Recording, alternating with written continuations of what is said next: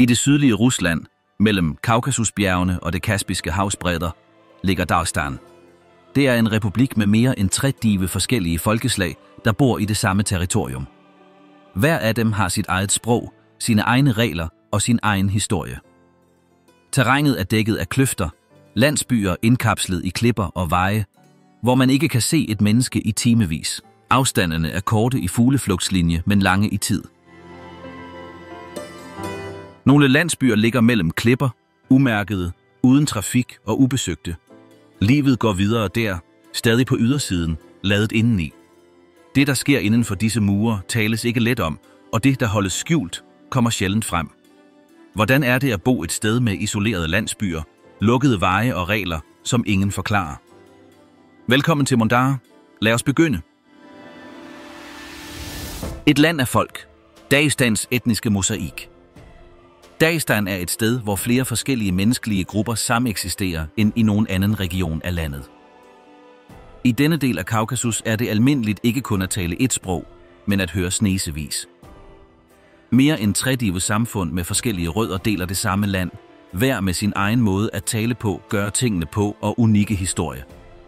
De fleste mennesker tilhører grupper som avarerne, lesginerne, darginerne, lakserne, kumykkerne og tabasaros blandt andre. Hver især bevarer deres modersmål som en vigtig del af deres identitet. Selvom russisk bruges på kontorer eller i skoler, forbliver det, der tales derhjemme, sproget for den gruppe, man tilhører. Denne blanding af stemmer skaber et miljø, hvor det at skifte mellem sprog fra en frase til en anden er en del af hverdagen. Disse samfund er ikke tilfældigt fordelt. Generelt er hver landsby koncentreret i bestemte områder. Avarerne findes hovedsageligt i de bjergrige områder i vest. Lesginerne bor i syd, nær grænsen til Aserbajdsjan. Kumykkerne bor længere nordpå, i fladere områder. Darginerne er spredt over forskellige dele af centrum og øst. Denne geografiske adskillelse betyder, at der i mange landsbyer kun tales ét sprog, hvilket forstærker gruppens interne enhed. Denne mangfoldighed har ikke skabt åbne splittelser, men snarere en sameksistensskik præget af respekt mellem samfund. Selvom der er forskelle i skikke eller måder at klæde sig på, er det almindeligt for dem at acceptere og anerkende hinanden uden alvorlige konflikter. Familieblanding mellem folk fra forskellige landsbyer forekommer også, selvom hver især normalt bevarer sit sprog og sine traditioner. Hver gruppe opretholder sine egne organisationsformer. Nogle samfund har lokale råd bestående af ældste, der respekterer hinanden meget. Andre følger deres egne skikke for at løse problemer eller beslutte fælles anliggender. Selvom hele landet følger centralregeringens officielle regler, styres mange landsbyer i praksis af interne aftaler, der går århundreder tilbage. Festivaler, musik og mad varierer også fra gruppe til gruppe. Alle fejrer vigtige datoer forskelligt. Der er sange, der kun høres i én region, og danse, der kun læres som barn i visse landsbyer. Traditionel beklædning varierer også fra landsby til landsby, ligesom de typiske retter, der tilberedes ved familiesammenkomster eller på særlige dage. Selvom de bor i samme område og er i konstant kontakt, har folket i Dagestan formået at bevare deres særpræg. Denne modstand mod at miste deres identitet forstærkes i familien, hvor børnene lærer ikke at glemme gruppens sprog og dens skikke. I mange hjem tales gruppens sprog som modersmål, og man lærer russisk senere, når man starter i skole. I de senere år er nogle unge begyndt at blande sig mere med folk fra andre landsbyer, især i byerne. Men selv der bevarer de fleste deres forældres sprog og deltager i begivenheder, der er specifikke for deres gruppe. Kulturelle foreninger er med til at sikre, at dette ikke går tabt. I mange tilfælde bruger unge sociale medier til at dele sange, digte eller vittigheder på deres modersmål og giver nyt liv til ting, der tidligere kun blev givet videre mundtligt. I bjergene er der landsbyer, hvor man stadig kan høre sprog tales i kun få byer.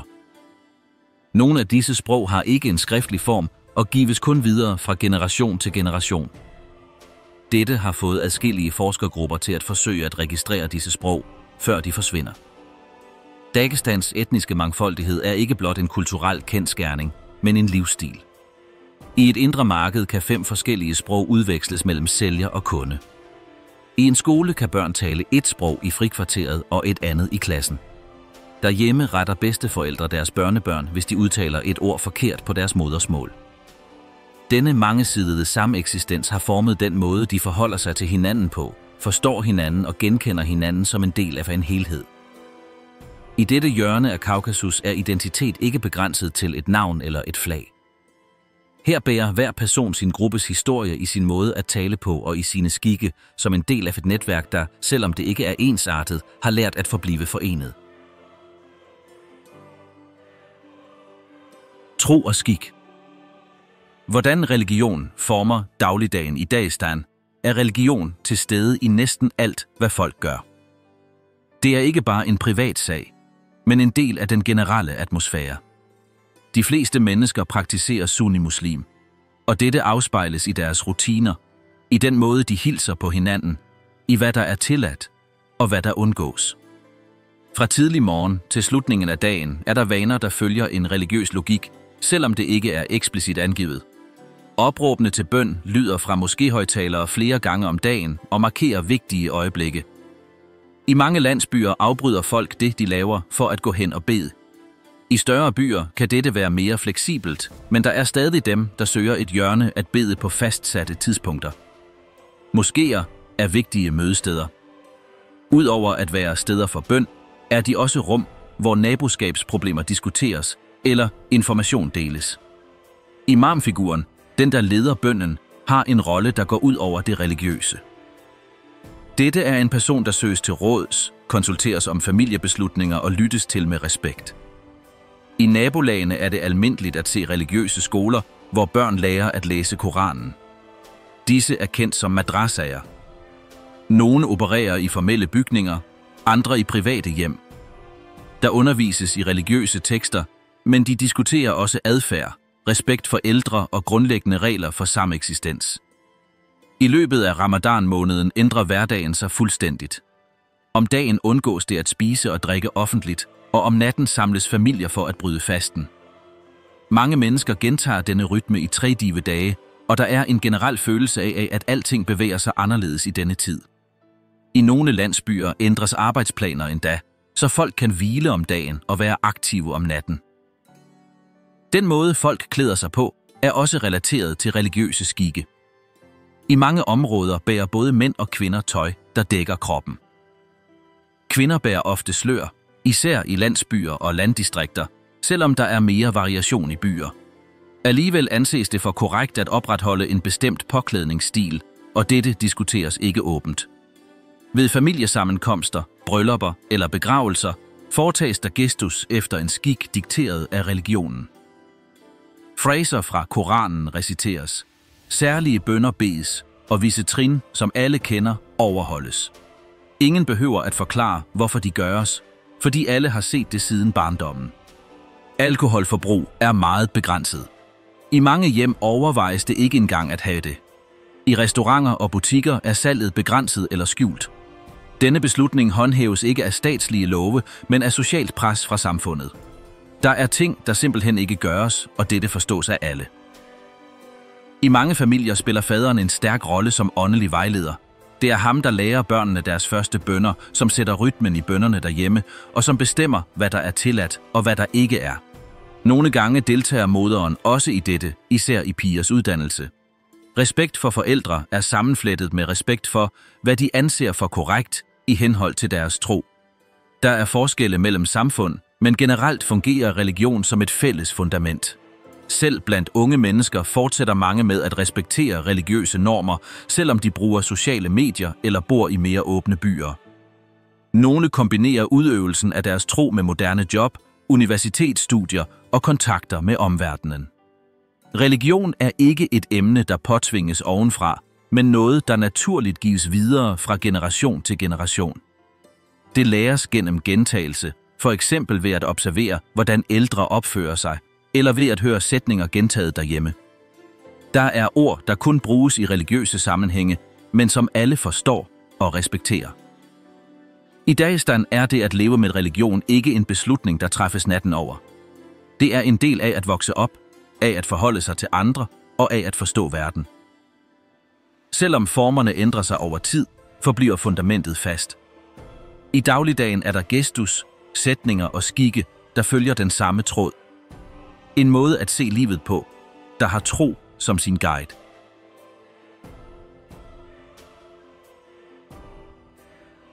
Fra daggry til aftensmad. En gennemsnitlig dag i Dagestan. Den daglige rutine i Dagestan begynder tidligt, når gaderne stadig er stille. I mange hjem er det første, folk gør at lave te. Mens vandet koger, er nogen allerede ved at gøre sig klar til at gå på arbejde, mens andre er travlt optaget af at åbne familieforetagendet eller passe husdyr, hvis de bor i landdistrikter. I landsbyerne har livet et langsomt tempo. Familier bor ofte tæt sammen, og hilsner på gaden er en del af dagen. I byerne går alt hurtigere. Trafikken stiger om morgenen, og folk skynder sig at komme til deres kontorer, fabrikker eller skoler. Selvom landskaberne varierer fra sted til sted, har dagens struktur fælles mønstre. Mange mænd arbejder inden for byggeri, transport eller handel. Nogle arbejder selvstændigt og sælger frugt, reservedele eller tøj på markeder. Andre har job i statslige institutioner. Kvinder derimod tager sig af hjemmet, tager sig af børn eller hjælper med familieforetagender. I byerne er der også mange, der er lærere, læger eller kontoransatte. Morgenmaden er normalt enkel, hjemmebagt brød, smør, ost og varm te. I landdistrikterne tilberedes der stadig friskmalket mælk. Måltiderne spises som familie, når det er muligt. Hvis nogen arbejder langt væk, medbringer de noget, der er tilberedt fra morgenstunden. Mange steder er det en tradition, der stadig eksisterer at dele mad. Ved middag summer markederne af aktivitet. Frugt, grøntsager, kød og lokale råvarer sælges. Sælgere kender deres kunder, og samtaler er en del af rutinen. Det er også almindeligt at prutte om ting, især i landsbyerne. På caféer sidder mændene og snakker, drikker te og diskuterer dagens nyheder. Eleverne forlader skolen ved middagstid. De har uniformer, notesbøger og slidte rygsække på. Nogle går tilbage, andre tager minibusser. Frokost venter dem derhjemme, normalt inklusive ris, suppe eller en kødgryderet. Efter at have spist, hviler de små sig et stykke tid og laver derefter lektier. De ældre hjælper nogle gange med familiepligter eller går udenfor for at lege. Om eftermiddagen benytter mange sig af tiden til at handle, besøge slægtninge eller håndtere papirarbejde. På offentlige kontorer er der lange køer til papirarbejde. Hos frisøren sladrer folk om alt muligt. I hjemmene forbereder kvinderne aftensmaden og gør rent i fællesområderne. Husarbejdet deles mellem flere generationer. Tempoet ændrer sig, når solen går ned. I landsbyerne tændes lysene langsomt, og gaderne er tomme. I byerne fortsætter folk med at bevæge sig rundt, omend i et langsommere tempo. I nogle kvarterer samles unge mennesker for at lytte til musik, gå ture eller oprette forbindelse til internettet. Torvene fyldes med børn, der leger, par, der snakker og ældre, der sidder i stilhed. Middagen er et vigtigt tidspunkt. Det bringer alle, der var ude i løbet af dagen sammen. Der serveres varmt brød, kød, ris eller et lokalt wienerbrød. Efter spisningen snakker folk, diskuterer, hvad der er sket, eller tænder for fjernsynet. I nogle hjem bedes der bøn før sengetid som en del af familierutinen. De fleste går tidligt i seng. Næste dag skal de starte forfra. De, der bor i fjerntliggende områder, skal stå endnu tidligere op for at rejse lange afstande til fods eller i usikker transport. Om vinteren tvinger kulden os til at være mere organiseret, og om sommeren ændrer varmen vores tidsplaner. Men generelt følger alt en cyklus præget af nødvendighed, respekt og vane. I Dagestan er den daglige rutine ikke defineret af luksus eller et overskud af muligheder. Det handler om at gøre det nødvendige, holde huset i orden og bruge tid sammen med andre. Hver dag ligner den forrige, men har sin egen unikke detalje. En hilsen, en samtale, et særligt måltid eller et uventet besøg. Denne sum af små ting bygger livet for tusindvis af mennesker i denne region.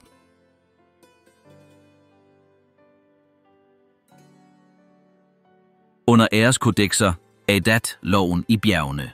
I mange områder af Dagestan, især i bjergene, bliver vigtige beslutninger ikke truffet på kontorer eller af advokater. Der er det Adat, et sæt gamle regler, som samfund har fulgt i generationer, der tæller. Det er ikke skrevet i nogen officiel bog, men alle ved, hvad der forventes og hvordan de skal handle. Adat er ikke bare et sæt regler. Det er en livsstil baseret på respekt, retten til et fælles gode og balance mellem familier.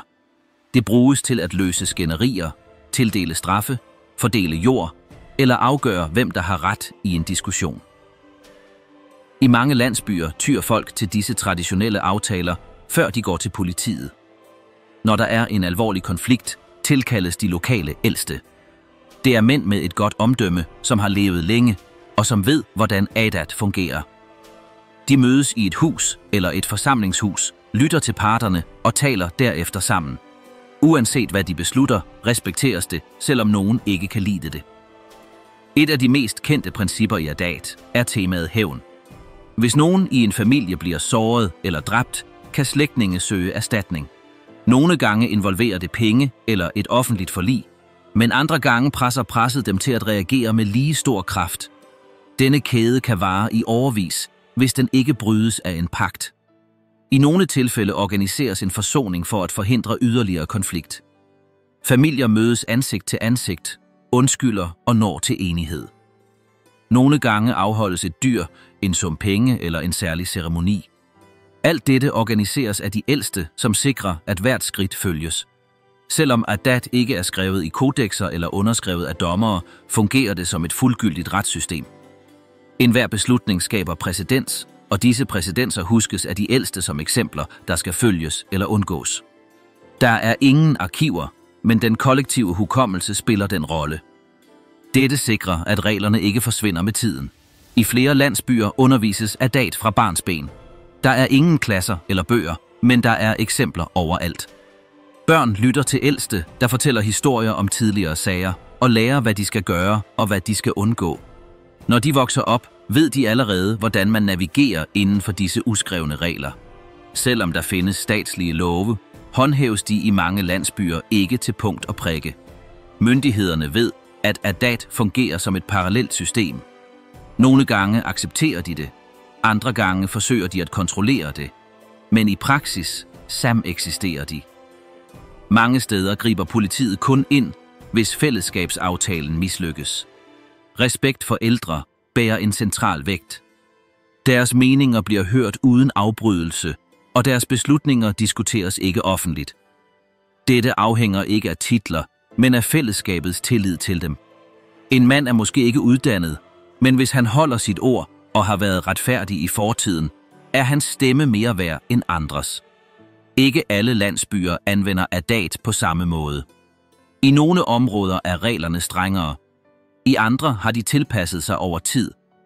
Men i alle tilfælde er målet det samme: at opretholde freden i gruppen uden at være afhængig af eksterne strukturer. Med tiden bevæger nogle unge sig væk fra disse praksiser. Når de bor i byer eller studerer i udlandet, tilegner de sig andre måder at se retfærdighed på. Mange vender dog tilbage til deres landsbyer og respekterer de lokale aftaler. De ved, at deres efternavn og opførsel der betyder lige så meget som deres uddannelse. I en stadig mere forbundet verden sætter dette ældgamle system stadig tempoet i de højeste hjørner af Kaukasus.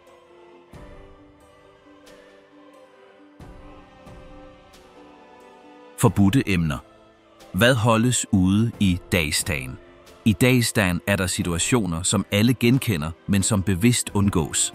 Ikke fordi der er love imod det, men fordi skikken dikterer, at nogle sager ikke bør diskuteres højt. I mange hjem kommer visse emner simpelthen ikke op, når ældre voksne er til stede. Denne tilgang etablerer en fast social norm. Et af de mest fremtrædende emner er seksuel identitet. I denne del af Kaukasus afvises enhver adfærd, der afviger fra det sædvanlige mønster, uden diskussion. De, der identificerer sig anderledes, forstår tidligt, at det er bedst ikke at afsløre sig selv. Mange vælger at gå i stedet for at eksponere sig for deres omgivelser. Et andet emne, der ofte udelades fra samtalen, er mental sundhed. Mennesker, der står over for angst, tristhed eller stress, udtrykker det sjældent offentligt. At tale om det ses som et tegn på svaghed, og mange foretrækker at tie stille for at undgå fordømmelse. Psykologisk behandling nævnes sjældent. og det kan betragtes som unødvendigt eller skamfuldt at søge professionel hjælp. Vold i familien er et andet emne, der forbliver begrænset. Selvom der er kendte tilfælde, forbliver de fleste inden for den private sfære. At bevare familiens respekt prioriteres, selvom det betyder at lade den berørte person være uden støtte. Det anbefales ofte at undgå formelle klager og behandle sagen i hjemmet. Denne dynamik letter gentagelsen af mange episoder uden indgriben. I små landsbyer, hvor alle kender hinanden, spredes personlige fakta hurtigt. Derfor vælger mange mennesker at skjule aspekter af deres liv.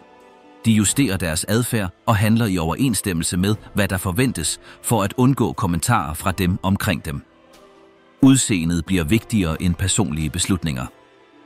Denne livsstil indebærer konstant spænding, velvidende at enhver detalje kan ændre andres opfattelse. Tilbageholdenhed forekommer ikke kun i familielivet. Der er også åbenlyse begrænsninger i medierne. Journalister er klare over, hvilken type indhold de kan offentliggøre, og hvilke emner de må udlade. Hvis de overskrider visse grænser, risikerer de at miste deres job eller modtage advarsler. I mange redaktioner går folk forsigtigt frem og ved præcis, hvilken tone de skal bruge. Det er også usædvanligt at sætte spørgsmålstegn ved autoritetsfigurer, selv lokale. Der er en kombination af respekt og frygt. I regioner, hvor der har været konflikter tidligere, undgås friktion. Hård kritik er forbeholdt lukkede rum blandt bekendte. I åbne miljøer ønsker ingen at blive udpeget for at søge problemer. Personlige beslutninger, der afviger fra den sociale norm, såsom at afvise et arrangeret ægteskab eller følge et misbilliget erhverv, kan også fremprovokere afvisning. De, der gør det, ved, at de ikke vil møde statslig modstand, men de vil møde modstand fra dem, der står dem nær. For at undgå denne reaktion, indretter mange sig efter, hvad der forventes af dem. I klasseværelserne dækkes noget indhold ikke. Lærere følger officielle retningslinjer, men udelader ofte følsomme emner. Der er ingen rum til at diskutere lighed, individuelle rettigheder eller forskellige familiestrukturer. Undervisningen forbliver fokuseret på det grundlæggende, uden at gå ind i områder, der kan generere debat. Ved familiesammenkomster eller fælles fester er der sørget for ikke at behandle emner, der kan forårsage gnidninger. Alle ved, hvilke emner der er acceptable og hvilke der bør udelades. Denne stiltiende aftale styrer diskussionerne. At bryde denne balance kan have konsekvenser, fra sårende kommentarer til udelukkelser eller alvorlige tvister. Unge mennesker, der vender tilbage efter at have boet et andet sted, kommer tilbage med nye perspektiver, men de lærer hurtigt at tilpasse sig det lokale miljø. I åbne rum handler de i henhold til reglerne, selvom de har forskellige idéer indeni. Hvis der sker ændringer, sker det normalt gradvist uden direkte konfrontation. Denne omhyggelige håndtering af visse emner er med til at bevare den indre harmoni. Det handler ikke om at benægte, hvad der sker, men snarere om at prioritere fællesskabets stabilitet frem for alt, der kan forstyrre den sædvanlige orden. Fra barnsben lærer folk, hvad grænser er, hvordan de skal opføre sig uden at skabe spændinger, og hvordan de kan forblive integreret i gruppen.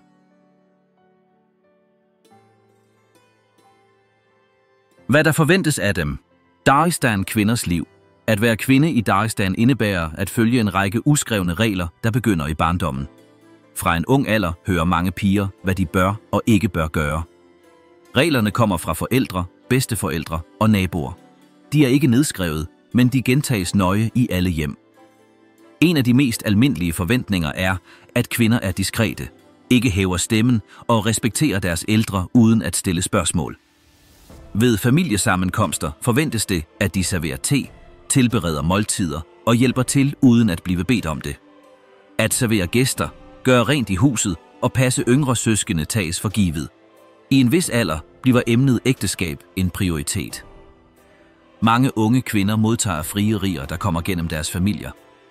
De kender ikke altid manden, men de får at vide, at han er et godt match, at han har et job, og at familien godkender ham. I mange tilfælde træffes beslutningen uden direkte at spørge dem.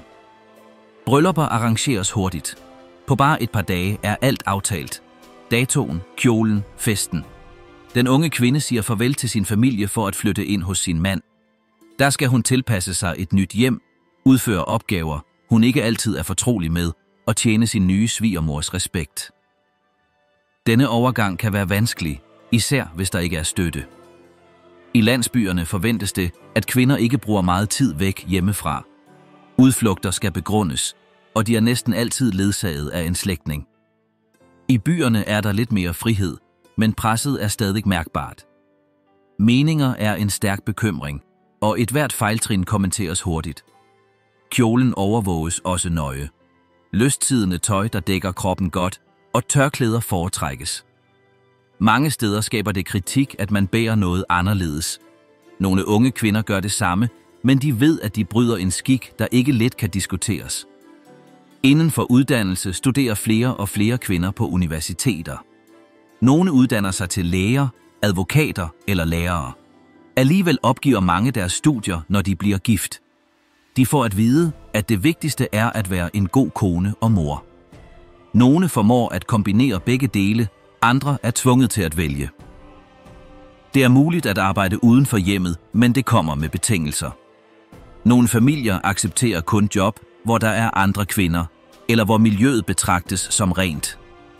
Tidsplaner skal også passe til huslige forpligtelser. I mange tilfælde, hvis manden ikke er enig, forlader kvinden jobbet uden spørgsmål.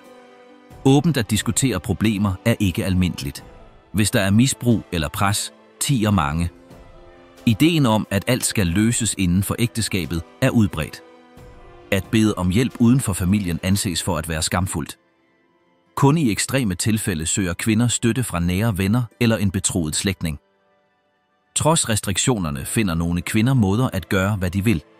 Nogle åbner små virksomheder hjemmefra.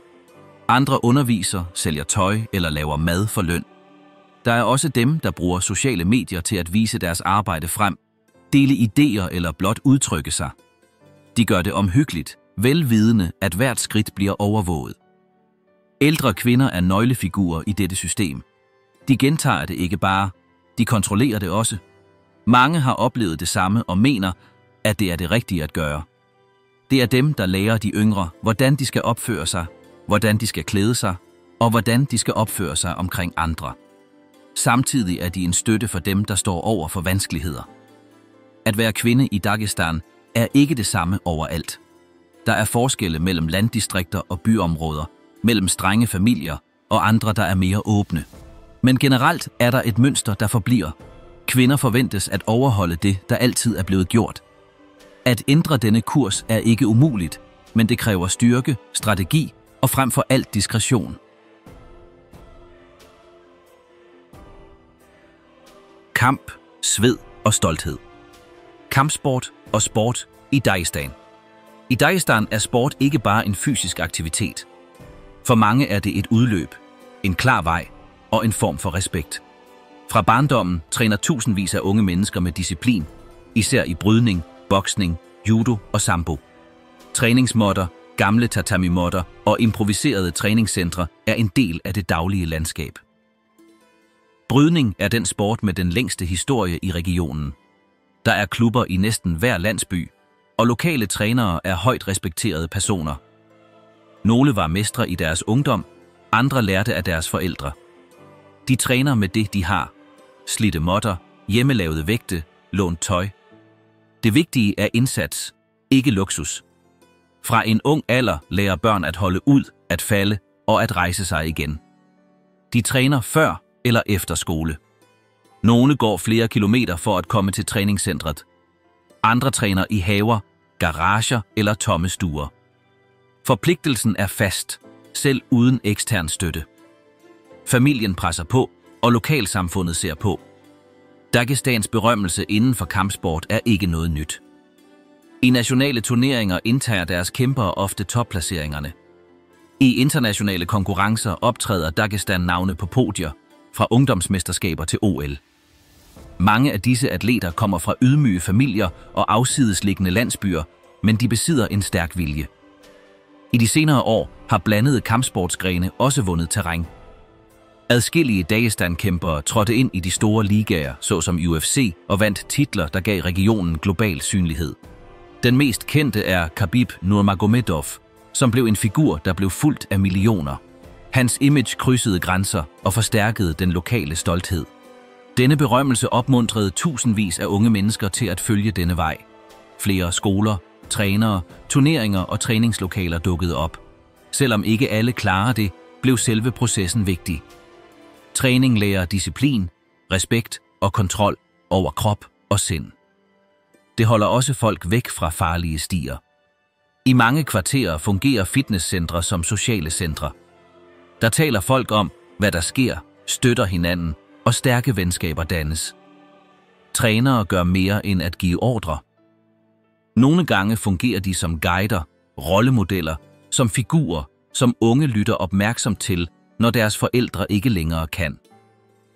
Sport hjælper også med at lette spændinger. I et sted, hvor social pres, mangel på muligheder og konstant overvågning er en del af miljøet, er træning en måde at undslippe på. De 2 eller 3 timers daglig træning giver folk mulighed for at lufte vrede, forbedre deres humør og føle sig som en del af noget. Penge og magt i skyggerne, kriminelle netværk og korruption. I Dagestan betyder det ikke altid at tale om magt, at man taler om officielle positioner. På mange områder ligger den virkelige indflydelse uden for embederne. Der er netværk, der kontrollerer virksomheder, tjenester, licenser, kontrakter og sikkerhed på deres egen måde. Disse er strukturer, der opererer uden for loven, men som er kendt af alle. Disse netværk opererer ikke med uniformer eller synlige embeder. De bruger familieforhold, gamle løfter, tavse trusler og uskrevne aftaler. I hele kvarterer er der mennesker, der ved, hvem de skal henvende sig til, hvis de har brug for noget presserende, lige fra at løse et problem til at få et dokument. Intet gøres gratis. Alt har en pris, direkte eller fremtidig. Skidt penge cirkulerer på forskellige niveauer. Noget af det smugles, især gennem ruter, der krydser bjergene. Produkter som brændstof, tobak, våben og køretøjsdele flyttes. I nogle områder handles der også med mere følsomme varer. Det barske terræn, nærheden til andre republikker og manglen på absolut kontrol letter denne bevægelse. En anden stærk rute er manipulation af offentlige kontrakter. Shell-selskaber vinder udbud, og arbejdet bliver aldrig færdiggjort. Materialer købes, men ankommer aldrig. Papirer underskrives, der tages billeder, og båndet klippes, men snart opgives projektet. Mange af disse midler kommer fra centralregeringen og går sporløst tabt. På gaderne er der beskyttelsesafgifter, der ikke er inkluderet i nogen regler. Købmænd, transportører og virksomhedsejere betaler bidrag, der sikrer ro i sindet. Hvis nogen nægter, kan der opstå pludselige problemer, inspektioner, tyverier eller falske rapporter. Vold er ikke altid til stede, men truslen er til stede. Lokalt politi undlader i nogle tilfælde at handle mod disse praksiser. Nogle gange af frygt, andre gange af medvirken. Nogle betjente får betaling for at se den anden vej, eller som advarer, når en operation er ved at blive udført. Der er også ærlige embedsmænd, men mange undgår at blive involveret i visse sager for at undgå større problemer. Det usette Dagestan, skjulte hjørner og ekstreme landskaber. Dagestan har landskaber, der ikke optræder på postkort eller turistkort. Det er afsidesliggende, svært tilgængelige steder, hvor tiden synes at stå stille. Der er ingen asfalterede veje, ingen telefonforbindelse og ingen backpackere. Hvad der er bjerge, der blokerer vejen, landsbyer beliggende på klipper og stier, der kun er tilgængelige til fods eller på muldyr. I de højeste områder af Kaukasus er der landsbyer, hvor livet stadig eksisterer, som det gjorde for årtier siden. Husene er lavet af sten med lave tage og små vinduer. Nogle læner sig op ad hinanden og danner smalle gader, der stiger og falder tilfældigt. Om vinteren dækker sne alt. Om sommeren tvinger varmen en til at gå forsigtigt mellem klipper og støv. Der er landsbyer, hvor kun få familier bor. De fleste af de unge er flyttet. De ældre er tilbage, som tager sig af dyr, passer afgrøderne og sørger for, at alt står. De kender hinanden ved navn, efternavn og historie. Alle ved, hvem der bor i hvilket hus, og hvad der skete for 20 år siden i hvert hjørne. Adgang til disse landsbyer er ikke let. Nogle ligger timer væk fra det nærmeste centrum. For at komme dertil skal man krydse hængebroer, kløfter og umarkerede stier. Når det regner, bliver stierne til rent mudder. Når det er toget, kan man ikke se mere end 2 meter frem. Men de, der bor der, er vant til det. Mange af disse steder er der rester af gamle bygninger. Forsvarstårne, ødelagte fæstninger, kirkegårde på bakketoppe. De har ingen skilte eller særlig pleje. De er der, tavse, og modsætter sig tidens gang. Ingen besøger dem, men de er en del af landskabet og den lokale hukommelse. Der er også dybe huler, der blev brugt som skjulesteder, opbevaringssteder eller beskyttelsesrum under tidligere konflikter. Nogle er halvt overdækket, andre gaber åbne mellem klipperne. De lokale børn kender dem og går ind i dem uden frygt. De ældre bruger dem til at opbevare værktøj eller beskytte dyr mod kulden. I visse regioner er der smalle kløfter, hvor iskolde floder flyder. Vandet løber hurtigt mellem kæmpesten. Der er ingen bygninger i nærheden, kun rå natur. Fugle flyver lavt, vinden filtrerer gennem klippevæggene, og ekkoet multiplicerer hver lyd. Dette er landskaber, der aftvinger respekt selv for de mest erfarne. Der er steder, hvor elektricitet stadig ikke er tilgængelig. Nætterne er mørke, kun oplyst af stearinlys eller batteridrevne lommelygter. På disse steder er livet organiseret anderledes. Aftensmaden er tidlig, samtalerne er rigelige, og folk falder i søvn i solens rytme. Fjernsyn er ikke en del af dagen, og det er internettet heller ikke. I nogle landsbyer har skolerne kun én lærer for alle klassetrin. Det nærmeste hospital er flere timer væk. Hvis nogen bliver syg, skal der tilkaldes en ambulance, og nogle gange ankommer den ikke engang. Derfor har mange familier husråd, gamle praksiser og en måde at passe på, der gives videre fra mund til mund. Dyr er også en del af miljøet. Geder, køer, tynde hunde og kyllinger strejfer frit rundt i gårdspladserne og gaderne. Der er ingen hegn. Hvert dyr ved, hvor det bor. Det gør mennesker også. Det er en anden orden. Uden uger, uden faste tidsplaner, hvor tiden måles ved solopgangen eller ringen af en fjern klokke. I disse hjørner er der ingen turister eller guider. Der er heller ikke souvenirs eller markerede ruter. Hvad der er det virkelige liv under barske forhold, med en rytme, der ikke søger opmærksomhed. De, der bor der, ser det ikke som noget særligt. For dem er det simpelthen deres hjem, deres måde at være på, deres verden. Dagestan vogter over disse rum som velbeskyttede hemmeligheder. Ikke af stolthed, men fordi de ikke har ændret sig. De er steder, der forbliver præcis, som de var, gemt blandt bjergene, ventende ufortrødent. Og selvom få besøger dem, forbliver de der, faste, stille, uberørte.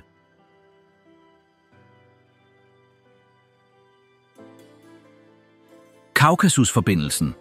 Hvordan internettet ændrer Dagestan. I de senere år har Dagestan forbundet sig med en verden, der engang virkede fjern. Det, der ikke ankom med bil eller tog, kom online. Internettet ændrede den måde, folk får information på, hvordan de kommunikerer, og endda hvordan de præsenterer sig selv for andre. Det skete ikke på én gang, men nu er det næsten overalt. I byer er det almindeligt at se unge mennesker med telefoner i hænderne, tjekke sociale medier, se videoer eller sms'e. Selv i fjerntliggende landsbyer, hvor signalet er svagt, søger de efter de præcise steder, hvor deres mobiltelefoner kan oprette forbindelse. De klatrer på klipper, klatrer på hustage eller vandrer på bakker for at få dækning. Sociale medier er blevet en del af dagligdagen.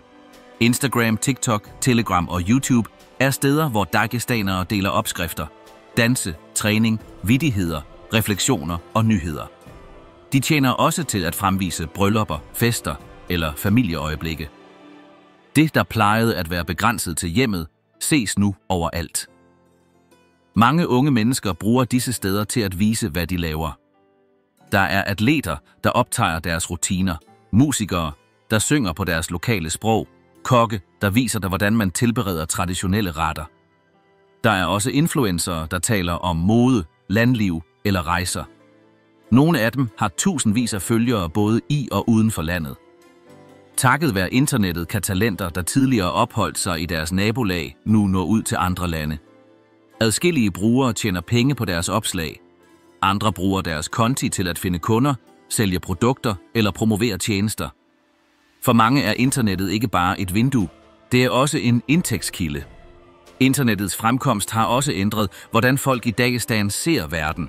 Folk sammenligner nu livsstil, stilarter, nyheder og meninger. Unge mennesker, der aldrig har forladt landet, ved, hvordan det er at bo i andre byer. De lærer sprog på egen hånd, opdager nye idéer og får kontakt med mennesker, der tænker anderledes. Denne åbenhed skaber konflikt. I hjem, hvor traditionen hersker, kan det forårsage spændinger at se en søn eller datter vise sig frem på sociale medier. Nogle familier er utilpasse med de videoer, danse, kommentarer eller tøj, der vises af nogle unge mennesker. Andre forsøger at begrænse, hvad der bliver lagt ud, eller tjekker telefoner uden tilladelse. På det sociale plan bruges internettet også til at tale om ting, der tidligere blev holdt hemmelige. Selvom det gøres med forsigtighed, er der anonyme konti, der kritiserer politiske beslutninger, afslører misbrug eller diskuterer tabubelagte emner. Nogle opslag slettes hurtigt. Andre deles tusindvis af gange, før nogen stopper dem. Lokale myndigheder er begyndt at overvåge, hvad der bliver lagt ud. Der har været tilfælde af folk, der er blevet arresteret for kommentarer, der anses for at være stødende eller for at uploade farligt indhold. Straffene varierer fra bøder til afhøringer. Alligevel fortsætter mange med at ytre sig, om end under pseudonymer og falske profiler. Skolerne mærker også forandringen. Lærerne bemærker, at eleverne har adgang til et væld af information, selvom de ikke altid ved, hvordan de skal bruge den. Nogle elever retter lærerne, andre kopierer arbejde fra deres telefoner. Samtidig er der uddannelsesprojekter, der bruger digitale platforme til at undervise eksternt eller dele materialer. Traditioner er ikke forsvundet, men de sameksisterer nu med en hurtigt udviklende digital verden. I det samme hus fortæller en bedstefar måske bjerghistorier, mens et barnebarn optager en video, der skal uploades til sociale medier. Forandringen har ikke været let, men det er nu en del af rutinen. I Dagestan banede internettet sig vej gennem bjerge, gamle kabler og strømafbrydelser. Det ankom uden at spørge om tilladelse og blev. Ikke alle bruger det på samme måde eller til de samme formål, men dets indflydelse er tydelig. Det ændrede, hvordan folk ser sig selv, hvordan de præsenterer sig selv for andre, og hvordan de forestiller sig, hvad der kommer bagefter. Således fortsætter Dagestan med at opbygge sin nutid mellem faste traditioner og forandringer, der skrider frem uden varsel. Hver landsby, hver historie og hver daglig gestus er en del af et sted, hvor fortiden sameksisterer med det nye, samtidig med, at den forbliver, hvad den altid har været. Et unikt hjørne af Kaukasus, lige så komplekst som det er virkeligt.